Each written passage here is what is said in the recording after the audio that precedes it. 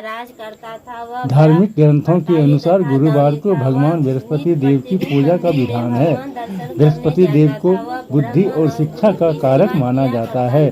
गुरुवार को बृहस्पति देव की पूजा करने से धन, विद्या, मान सम्मान, प्रतिष्ठा और कई अन्य मनोवांछित फल की प्राप्ति होती है। गुरुवार के दिन व्रत और कथा सुनने से घर परिवार में सुख समृद्धि बनी रहती है। आइए जानते हैं गुरुवार व्रत कथा के बारे में। दान में देती थी।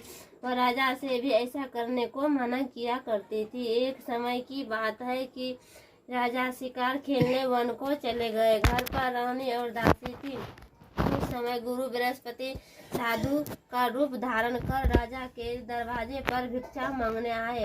साधु ने रानी से भिक्षा मांगी तो वह कहने लगे, हे साधु महाराज, मैं इस दान और पुण्य से तंग आ गई हूँ। इस कार्य के लिए तो मेरे पतिदेव ही बहुत है। आप ऐसी कृपा करें कि सारा धन नष्ट हो जाए तथा मैं आराम से रह सकूं। साधु रूपी बृहस्पति देव ने कहा, हे देवी, तुम बड़ी विचित्र हो। संतान और धन से कोई दुखी नहीं होता है, इसको सभी चाहते हैं। पापी भी पुत्र और धन की इच्छा करता है। अगर तुम्हारे पास धन अधिक है तो भूखे मनुष्य को भोजन कराओ, प्याऊ लगाओ, ब्राह्मणों को दान दो, धर्म बनवाओ, कुआं, तालाब, बावड़ी, बाग, बगीचे आदि का निर्माण कराओ तथा निर्धनों की कुमारी कन्याओं का विवाह कराओ, साथ ही यज्ञ आदि करो। इस प्रकार के कर्म से आपको कुल और आपका नाम परलोक में सार्थक होगा एवं स्वर्ग की प्राप्ति होगी। परंतु रानी साधु की इन बातों से खुश नहीं हुई। उसने कहा, हे साधु महाराज, मुझे ऐसे दान की आवश्यकता नहीं है जिसको मैं आम लोगों को दान दूं तथा जिसको रखने और संभालने में ही मेरा सारा समय नष्ट हो जाए। साधु ने कहा, हे देवी, यदि तुम्हारी ऐसी ही इच्छा है तो जैसा मैं तुम्हें बताता हूँ तो करना। बृहस्पतिवार के दिन घर को गोबर से लिपना, अपने केशों को पीली मिट्टी से धोना, केशों को धोते समय स्नान करना, राजा से कहना वह हजामत करवाए, भोजन में मांस मदिरा खाना, कपड़ा धोबी के यहाँ धोने देना। इस प्रकार 7 बृहस्पतिवार करने से तुम्हारा धन नष्ट हो जाएगा। यह कहकर साधु महाराज रूपी बृहस्पति देव अंतर्धान हो गए। रानी ने साधु के कहने के अनुसार 7 बृहस्पतिवार तक वैसा ही करने का विचार किया। साधु के बताए अनुसार कार्य करते हुए केवल 3 बृहस्पतिवार ही बीते थे कि उसकी समस्त धन संपत्ति नष्ट हो गए। भोजन के लिए दोनों समय परिवार तरसने लगा तथा सांसारिक भोग से दुखी रहने लगा। तब वह राजा रानी से कहने लगा कि हे रानी, तुम यहाँ पर रहो, मैं दूसरे देश को जाता हूँ, क्योंकि यहाँ पर मुझे सभी मनुष्य जानते हैं, इसलिए मैं यहाँ कोई कार्य नहीं कर सकता। मैं अब प्रदेश जा रहा हूँ, वहाँ कोई काम धंधा करूँगा, शायद हमारे भाग बदल जाए। ऐसे कहकर राजा प्रदेश चला गया। वह वहाँ जंगल से लकड़ी काट कर लाता और शहर में बेचता। इस तरह जीवन व्यतीत करने लगा। इधर राजा के बिना रानी और दासियां दुखी रहने लगी। किसी दिन भोजन मिलता और किसी दिन जल पीकर ही रह जाती। एक समय रानी और दासियों को 7 दिन बिना भोजन के व्यतीत करना पड़ा तो रानी ने अपनी दासी से कहा, हे दासी, यहाँ पास ही के नगर में मेरी बहन रहती है, वह बड़ी धनवान है। तू उसके पास जा और वहाँ से 5 सेर बेजर मांग कर ले आओ, जिससे कुछ समय के लिए गुजर हो जाएगा। दासी रानी की बहन के पास गई। रानी की बहन उस समय पूजा कर रही थी। बृहस्पतिवार का दिन था। दासी ने रानी की बहन से कहा, हे रानी, मुझे आपकी बहन ने भेजा है, मुझे 5 सेर बेजर दे दो। दासी ने यह बात अनेक बार कही, परंतु रानी की बहन ने कोई उत्तर नहीं दिया, क्योंकि वह उस समय बृहस्पतिवार की कथा सुन रही थी। जब दासी को रानी की बहन से कोई उत्तर नहीं मिला तो वह बहुत दुखी हुई। उसे क्रोध भी आया। वह लौटकर रानी से बोली, हे रानी, आपकी बहन बहुत ही धनी स्त्री है, वह छोटों लोगों से बात भी नहीं करती। मैंने उसे कहा तो उसने कोई उत्तर नहीं दिया, मैं आपस चली आई। रानी बोली, हे दासी, इसमें उसका कोई दोष नहीं है। जब बुरे दिन आते हैं तब कोई सहारा नहीं देता है।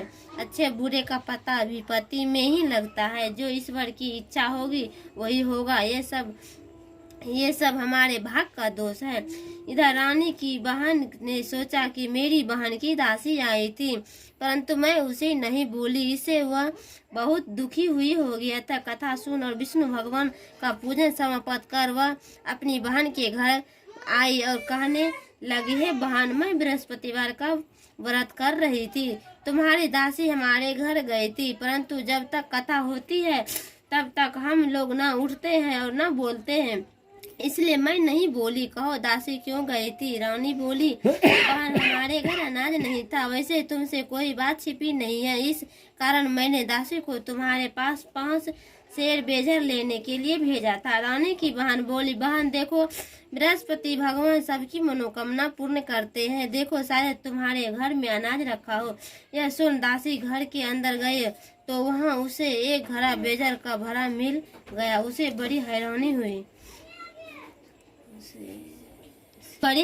हुई क्योंकि उसने एक बर्तन देख लिया था। उसे बाहर आकर रानी को बताया। दासी अपनी रानी से कहने लगी, हे रानी, देखो, वैसे हमको जब अत्र नहीं मिलता तो हम रोज ही व्रत करते हैं। अगर इससे व्रत की विधि और कथा पूछ ली जाए तो वैसे हम भी किया करेंगे।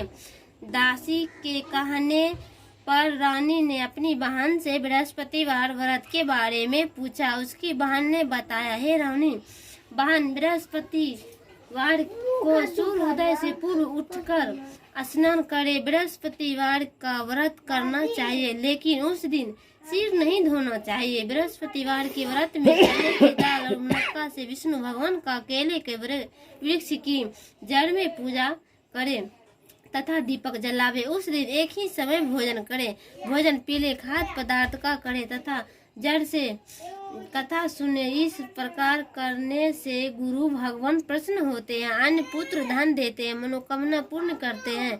व्रत और पूजन की विधि बताकर रानी की बहन अपने घर लौट गई। रानी और दासी दोनों ने निश्चय किया कि बृहस्पति देव भगवान का पूजन जरूर करेंगे। 7 दिन बाद जब बृहस्पतिवार आया तो उन्होंने व्रत रखा। गुड़शाला में जाकर चना, गुड़ और बीन लाई तथा उसके दाल से केले की जड़ तथा विष्णु भगवान का पूजन किया। अब भोजन पीला का हंसाए। दोनों बड़ी दुखी हुई, परंतु उन्होंने व्रत किया था, इस कारण बृहस्पति देव भगवान प्रसन्न थे। एक साधारण व्यक्ति के रूप में 2 थालों में सुंदर पीला भोजन लेकर आए और दासी को देकर बोले, हे दासी, ये भोजन तुम्हारे और रानी के लिए है, तुम दोनों भोजन करना। दासी भोजन पाकर बड़ी प्रसन्न हुई और रानी से बोली, रानी जी, भोजन कर लो। रानी को भोजन आने के बारे में कुछ पता नहीं था, इसलिए वह दासी से बोली, जा तू ही भोजन कर, क्योंकि तू हमारी व्यर्थ में हंसी उड़ाती है। दासी बोली, एक व्यक्ति भोजन दे गया है। रानी कहने लगी, वह भोजन तेरे ही लिए दे गया है, तू ही भोजन कर। दासी ने कहा, वह व्यक्ति हम दोनों के लिए 2 थालों में भोजन दे गया है, इसलिए मैं और आप दोनों ही साथ साथ भोजन करेंगी। दोनों ने गुरु भगवान को नमस्कार कर भोजन प्रारंभ किया। उसके बाद से वे प्रत्येक बृहस्पतिवार को गुरु भगवान का व्रत और पूजन करने लगी। बृहस्पति भगवान की कृपा से उनको पास धन हो गया, परंतु रानी फिर पहले की तरह से आलस करने लगी। तब दासी बोली, देखो रानी, तुम पहले भी इस प्रकार आलस करती थी, तुम्हें धन को रखने में कष्ट होता था, इस कारण सभी धन नष्ट हो गया।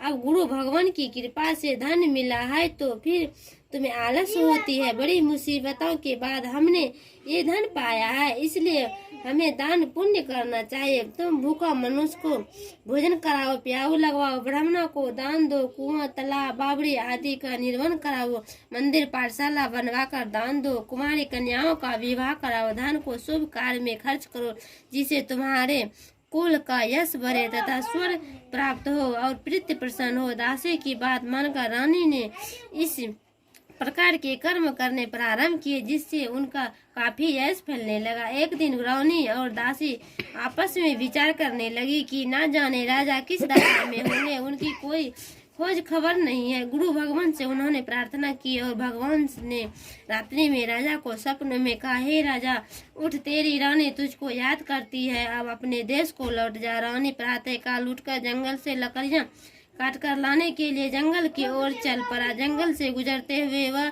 सोचने लगा कि रानी की गलती से उसे कितने दुख भोगने पड़े। राजपाट छोड़कर उसे जंगल में आकर रहना पड़ा। जंगल से लकड़ियां काटकर उन्हें बेचकर गुजारा करना पड़ा।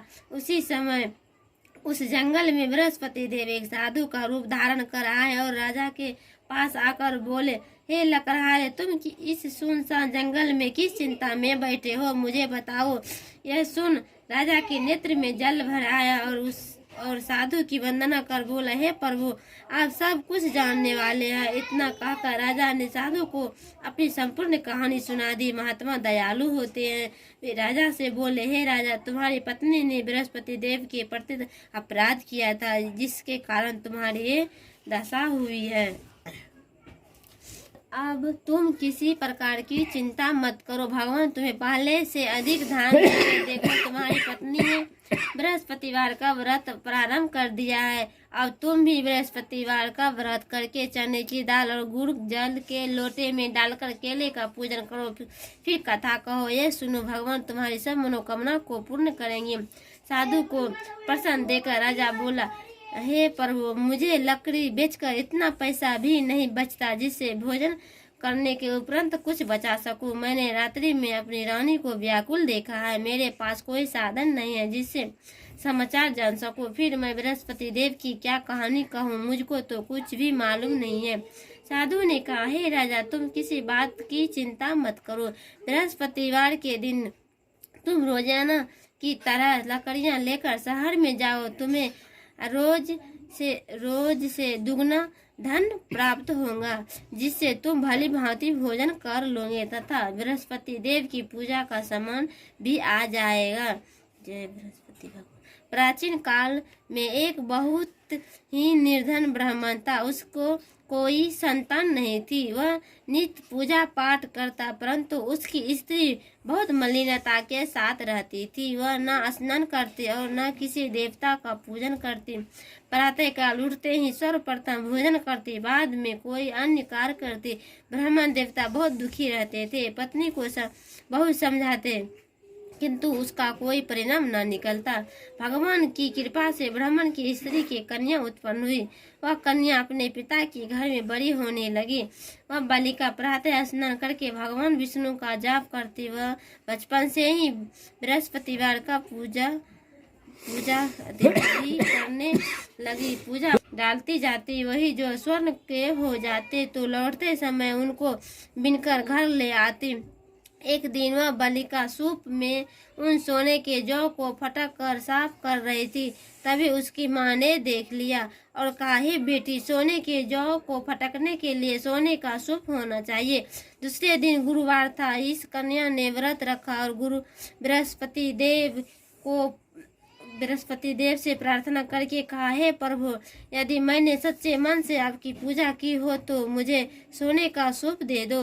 बृहस्पति देव ने उसकी प्रार्थना स्वीकार कर ली। रोजाना की तरह वह कन्या जो फैलाती हुई स्कूल चली गई।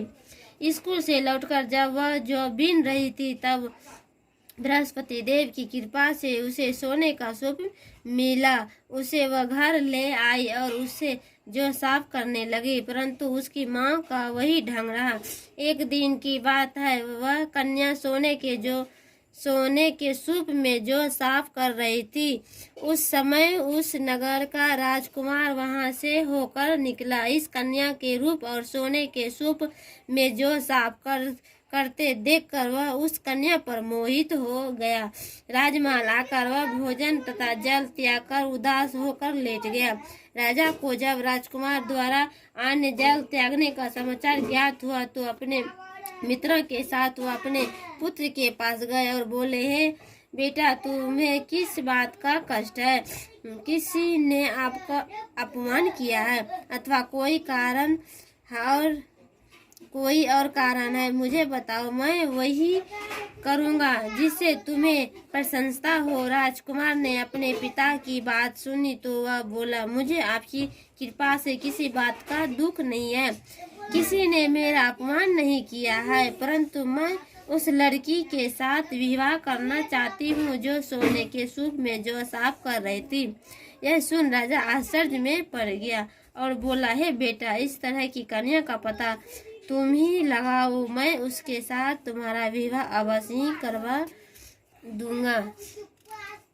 राजकुमार ने राजा को इस लड़की के पता बतलाया। मंत्री उस लड़की के घर गया और राजा का आदेश ब्राह्मण को सुनाया। कुछ ही दिन बाद ब्राह्मण की कन्या का विवाह राजकुमार के साथ स्वप्न हो गया। कन्या के घर से जाते ही उस ब्राह्मण देवता के घर में पहले की भांति गरीबी का निवास हो गया। अब भोजन के लिए भी अन्न बड़ी मुश्किल से मिलता था। एक दिन दुखी होकर ब्राह्मण अपनी पुत्री से मिलने गया। बेटी ने पिता को दुख की अवस्था को देखा और अपनी माँ को समाचार पूछा। ब्राह्मण ने सभी हाल कहा। कन्या ने बहुत सा दान देकर अपने पिता को विदा कर दिया। इस तरह ब्राह्मण का कुछ समय सुखपूर्वक व्यतीत हुआ, लेकिन कुछ दिन बाद फिर वही हाल हो गया। ब्राह्मण फिर अपनी कन्या के यहाँ गया और सभी हाल कहा तो पुत्री बोली, हे पिताजी, आप माताजी को यहाँ लाओ, मैं उन्हें वह विधि बता दूंगी जिससे गरीबी दूर हो जाएगा। ब्राह्मण देवता अपनी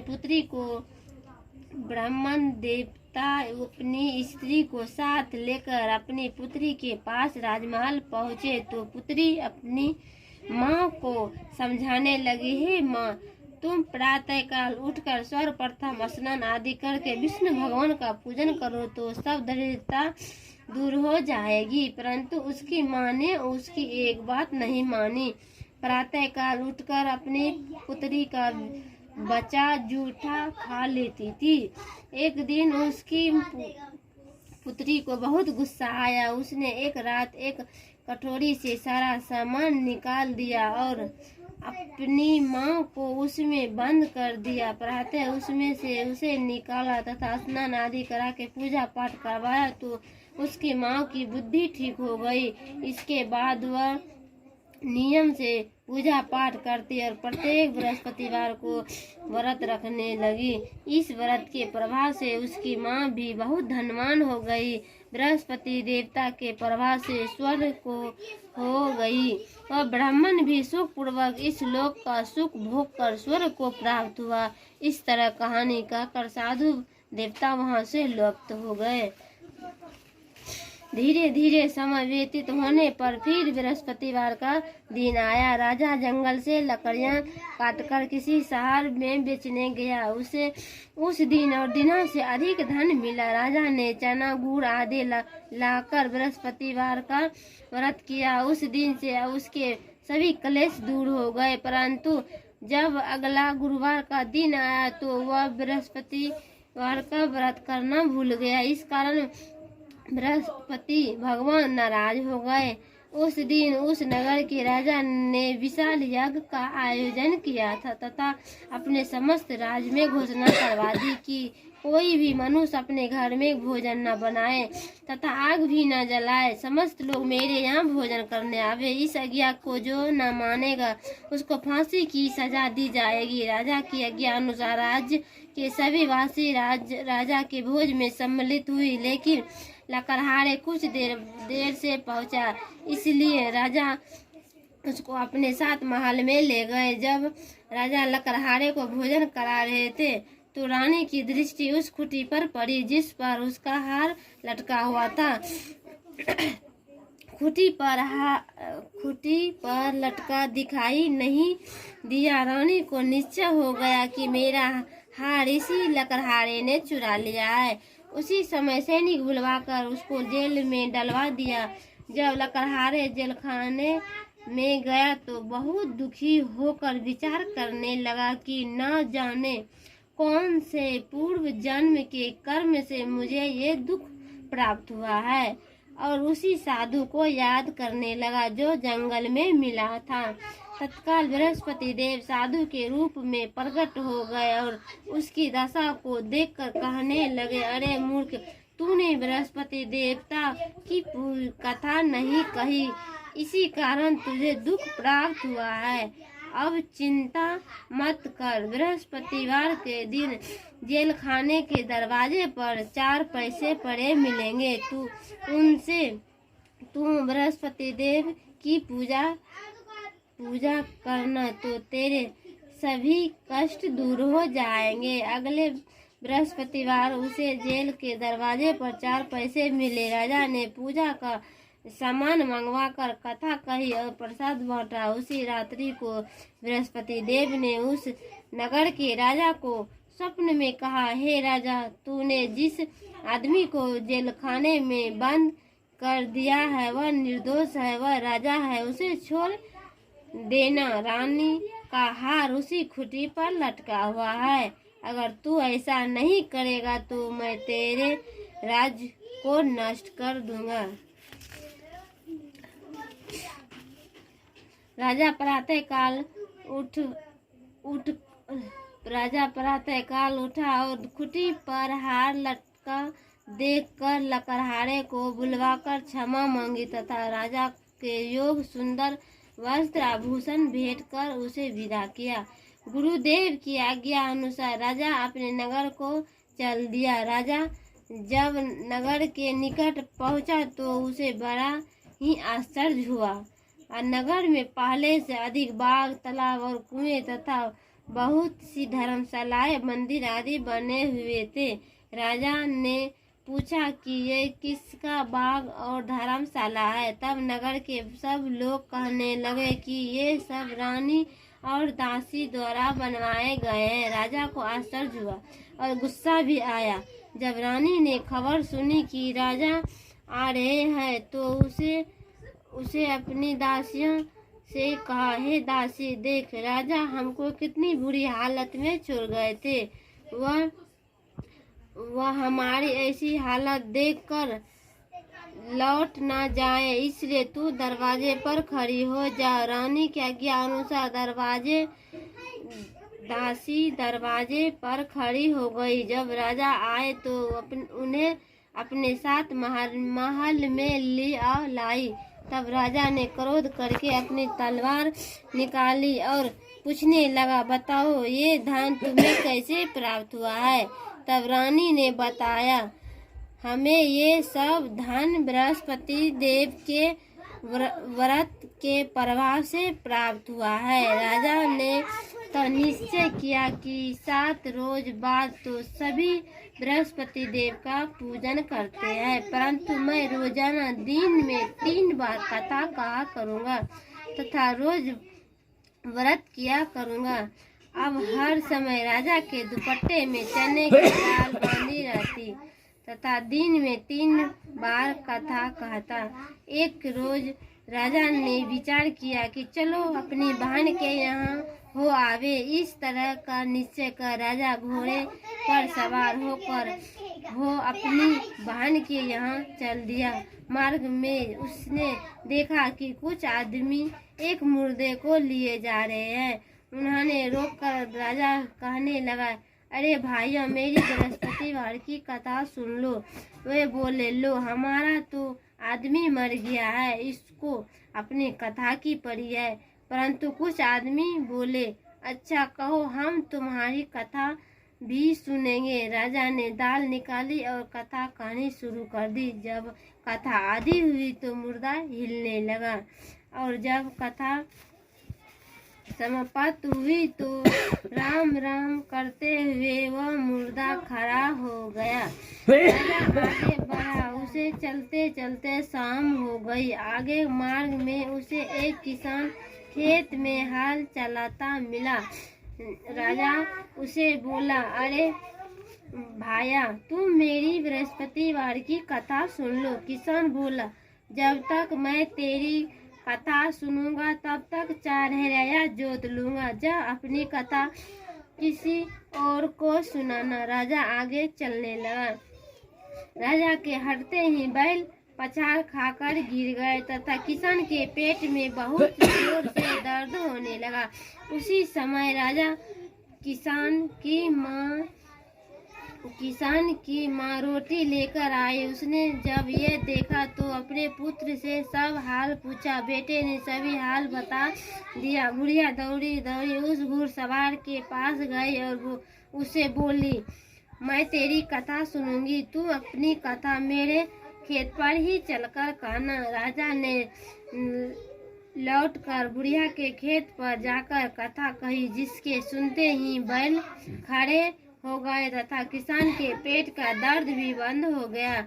राजा अपनी बहन के घर पहुंच गया। बहन ने भाई की खूब मेहमानी की। दूसरे रोज प्रातःकाल राजा जागा तो वह देखने लगा कि सब लोग भोजन कर रहे हैं। राजा ने अपनी बहन से जब पूछा कि ऐसा कोई मनुष्य है जिसने भोजन नहीं किया हो, जो मेरी बृहस्पतिवार की कथा सुन ले, तो बहन बोली, भाया यह देश ऐसा ही है। पहले यहाँ के लोग भोजन करते हैं, बाद में अन्य काम करते हैं। अगर पड़ोस में कोई हो तो देख आती हूँ। ऐसा कहकर बहन देखने चली, परंतु उसे कोई भी ऐसा व्यक्ति नहीं मिला जिसने भोजन न किया हो। वह एक कुम्हार के घर गई जिसका लड़का बीमार था। उसे मालूम हुआ कि उसके यहाँ 3 दिन से किसी ने भोजन नहीं किया है। रानी ने अपने भाई की कथा सुनने के लिए कुम्हार से कहा। वह तैयार हो गया। राजा ने जाकर बृहस्पतिवार की कथा कही, जिसको सुनकर उसका लड़का ठीक हो गया। अब तो राजा की प्रशंसा होने लगी। एक दिन राजा ने अपनी बहन से कहा, हे बहन, मैं अपने घर जाऊंगा, तुम भी तैयार हो जाओ। राजा की बहन ने अपनी सास से अपने भाई के साथ जाने की आज्ञा मांगी। सास बोली, चली जा, परंतु अपने लड़कों को मत ले जाना, क्योंकि तेरे भाई को कोई संतान नहीं होती है। बहन ने अपने भाई से कहा, हे भाया, मैं तो चली जाऊंगी, परंतु कोई बालक नहीं जाएगा। राजा ने कहा, जब कोई बालक नहीं चलेगा तब तुम जाकर ही क्या करोगी। दुखी मन से राजा अपने घर लौट आया। राजा ने अपनी रानी से कहा, मैं निसंतान हूँ, इसलिए कोई हमारे घर आना पसंद नहीं करता। इतना कहकर भोजन आदि किए संन्यास पर लेट गया। रानी बोली, हे प्रभु, बृहस्पति देव ने हमें सब कुछ दिया है, वह हमें असंतान भी अवश्य देंगे। उसी रात बृहस्पति देव ने राजा को स्वप्न में कहा, हे राजा, उठ, सभी सोच त्याग दे, तेरी रानी गर्भवती है। राजा को यह जानकर बड़ी खुशी हुई। 9वें महीने रानी के गर्भ से एक सुंदर पुत्र पैदा हुआ। जब राजा की बहन ने ये शुभ समाचार सुना तो वह बहुत